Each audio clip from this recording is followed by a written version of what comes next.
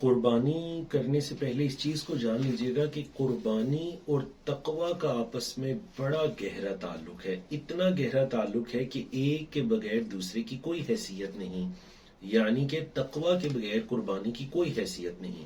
اللہ رب العزت نے بھی فرما دیا تمہارے جانوروں کا خون یا گوشت اللہ کو نہیں پہنچتا، وَلَكِنْ يَنَالُهُ التَّقْوَى مِنْكُمْ، اللہ کو تو تمہارا تقوی پہنچتا ہے، تمہارے دل کی کیا کیفیت تھی قربانی کرتے ہوئے، اس میں کتنا اخلاص تھا، کتنی للہیت تھی، اللہ کا ڈر کتنا تھا، دیگر زندگی کے امور کے اندر اللہ کو تو تمہارے دل کی یہ کیفیت پہنچتی ہے۔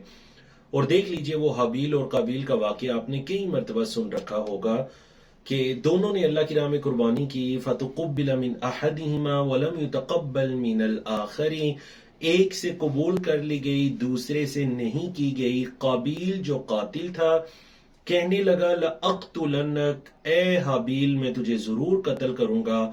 حابیل نے آگے سے یہ نہیں کہا تو مجھے قتل نہ کر، یا یہ تو کیا کر رہے، اس نے آگے سے قبولیت کا راز بتا دیا۔ اس نے کہا انما یتقبل اللہ من المتقین، اللہ رب العزت اہل تقوی سے، متقین سے ہی تو قبول کرتے ہیں۔ تو جہاں ہم قربانی پر اتنی محنت کرتے ہیں، اتنی جمع پونجی صرف کرتے ہیں، تو اس کے ساتھ ساتھ دلوں کی اصلاح، تقوی، اخلاص، یہ ساری چیزیں بھی اتنی ہی ضروری ہیں قبولیت کے لیے۔ اور پھر اللہ سے یہ دعا کہ ربنا تقبل منا انک انت السمیع العلیم۔